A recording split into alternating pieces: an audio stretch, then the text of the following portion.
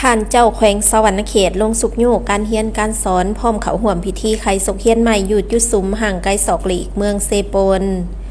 ในวันที่5 กันยายน 2025ท่านบุญโจมอุบลประเสริฐกรรมการศูนย์กลางพรรคเลขาพรรคแขวงเจ้าแขวงสวรรณเขตพร้อมด้วยคณะนำขันแขวงได้เดินทางไปร่วมพิธีไขศกเฮียนใหม่ศกปี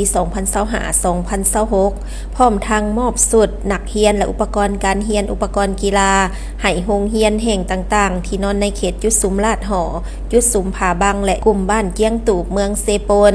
โดยการนำพาทางของท่านพงษ์คำหักบุตรวงศ์กรรมการพรรคแขวงเลขาพรรคเมืองเซโปนพร้อมคณะมีหัวหน้าจุดสุมคณะพัฒนาการศึกษาขันบ้านอำนาจการปกครองบ้านผู้อำนวยการโรงเรียนครูอาจารย์พ่อแม่ผู้ปกครองและลูกหลานนักเรียนเขาร่วมโอกาสนี้ท่านเจ้าแขวงสวรรณเขตก็ได้รับฟังการรายงานสภาพการตัวจริงรวมทั้งคำเสนอของโรงเรียนแต่ละแห่งภายในจุดสุมลาดหอจุดสุมผาบังและกลุ่มบ้านเกี้ยงตูบจากนั้นท่านเจ้าแขวงพร้อมคณะก็ได้แจกยายสุดนักเรียนยิงทรายและอุปกรณ์การเรียนให้แก่ลูกหลานนักเรียนของโรงเรียนประถมและมัธยมลาดหอจำนวนทั้งหมด223สุดยิง101สุดมอบให้โรงเรียนประถมกระดอและมัธยมต้นผาบังจำนวน184สุดยิง101สุดและมอบให้โรงเรียนประถมซบสลูตะลัวและมัธยมต้นเกียงตูบจำนวน129สุดยิง56สุดพร้อมทั้งได้มอบงบประมาณจำนวน10 ล้านกีบเพื่อสุขอยู่อยากงานการศึกษาก็คือการไขศกเฮียนใหม่ 2025-2026 ให้แก่โรงเรียนของทั้ง3จุดสุมดังกล่าวนำอีกนอกนั้นก็ได้มอบอุปกรณ์การเรียนให้โรงเรียนแห่งต่างๆที่ขึ้นกับ3จุดสุมนำอีกตามการรายงานของคณะของการศึกษาธิการและกีฬาเมืองเซโปนให้ฮู้ว่าทั่วเมืองมีจำนวนโรงเรียนอนุบาล19แห่งในนั้นโรงเรียนเอกราช3แห่งเอกชน1แห่งมีจำนวนนักเรียนทั้งหมด362คนยิง182คนห้องเกียมประถม11แห่งจำนวนนักเรียนทั้งหมด243คนยิง137คนโรงเรียนประถมทั้งหมด109แห่งประถมสมบูรณ์94แห่งมูลละประถม35แห่งมีจำนวนนักเรียนทั้งหมด 9,016 คนยิง 4,385 คนในนั้นเอกชน1แห่งมีโรงเรียนมัธยมทั้งหมด11แห่งมัธยมตอนต้น7แห่งและมัธยมสมบูรณ์4แห่งจำนวนนักเรียนทั้งหมด 2,957 คนยิง 1,553 คนทั่วเมืองมีจำนวนพนักงานราชการครูทั้งหมด427คนยิง267คนมีครูอาสาสมัครทหาร40คนยิง28คนครูอัตราจ้าง14คนยิง10คนเฉพาะกลุ่มลาดหอประกอบมี3โรงเรียนคือโรงเรียนประถมเสเวทโรงเรียนปงาและโรงเรียนลาดหอมีจำนวนนักเรียนทั้งหมด283คนยิง125คนมีครูสอนทั้งหมด7คนยิง5คน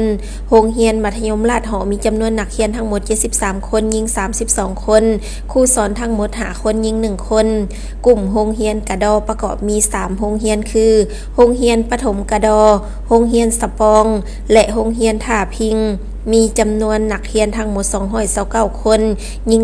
114คนมีครูสอนทั้งหมด7คนยิง4คนโรงเรียนมัธยมผาบังมีจำนวนนักเรียนทั้งหมด78คนยิง41คนครูสอนทั้งหมด6คนยิง1คน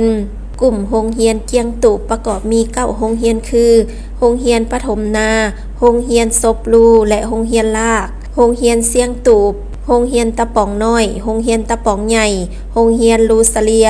โรงเรียนกอกโรงเรียนละเวินมีจำนวนนักเรียนทั้งหมด437คนยิง208คนมีครูสอนทั้งหมด11คนยิง3คนโรงเรียนมัธยมผาบังเขตเจียงตูบมีจำนวนนักเรียนทั้งหมด74คนยิง30คนครูสอนทั้งหมด4คนยิง2คน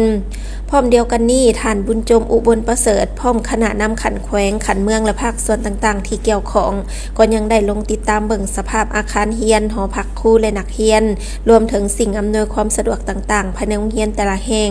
ซึ่งเห็นว่าโดยรวมแล้วการกะเกียมรอบด้านแก่การไขสกเรียนใหม่ปีนี้แม่นปฏิบัติได้ดีแต่ก็ยังมีความยุ่งยากหลายด้านที่ต้องได้มีการปรับปรุงขึ้นใหม่โดยท่านเจ้าแขวงก็ได้ทิศชี้นำและให้การช่วยเหลือในการแก้ไขปัญหาความยุ่งยากต่างๆของโรงเรียนแต่ละแห่งโดยให้ทางโรงเรียนเสนอขึ้นมาหาแขวงเพื่อขุนเขียวปรับปรุงแก้ไขโดยไว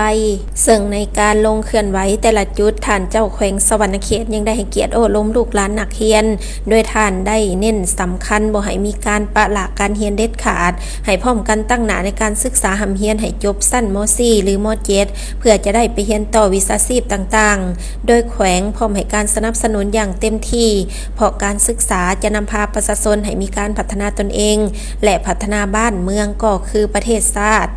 จากนี้ท่านเจ้าแขวงยังได้เน้นสำคัญต่อพ่อแม่ผู้ปกครองให้เข้าใจความหมายสำคัญของเวียกงานการศึกษาพร้อมทั้งเอาใจใส่สุขยุลูกหลานเขาโรงเรียนตามเกณฑ์อายุเพื่อให้เขาเจ้ามีความรู้ความสามารถมีอนาคตที่ดีเพื่อมาพัฒนาตนเองและครอบครัวให้ดีขึ้นกว่าเก่าในการไปสุขยุติดตามเวียกงานการศึกษาในครั้งนี้ท่านเจ้าแขวงสวรรณเขตยังได้ไปติดตามเบิ่งการพัฒนาพื้นฐานโครงล่างและสุขยุเวียกงานกสิกรรมการปลูกฝังของประชาชนเขตกลุ่มบ้านเจียงตูบในเนื้อที่ที่ได้บุกเบิกเพื่อให้ประชาชนปลูกฝังเฉพาะแม่นมันต้นเพื่อสร้างรายรับให้ประชาชนท่านเจ้าแขวงเน้นกับอำนาจการปกครองว่าต้องระดมให้ประชาชนปลูกบ่ให้เนื้อที่ประวางเด็ดขาดเพราะว่าภาครัฐอำนาจการปกครองแขวงสวรรณเขตได้สุมทุนฮอนอันมหาศาลเพื่อนำพาประชาชนพ้นทุกข์ได้รับการพัฒนาและมีอาชีพที่มั่นคงการปลูกฝังเลี้ยงสัตว์ก็แม่นทาแห่งที่ประชาชนมีดังนั้นประชาชนต้องปลูกต้องเลี้ยงเพื่อสร้างรายรับให้แก่ครอบครัวก็คือการนำพาครอบครัวมีรายได้ที่มั่นคง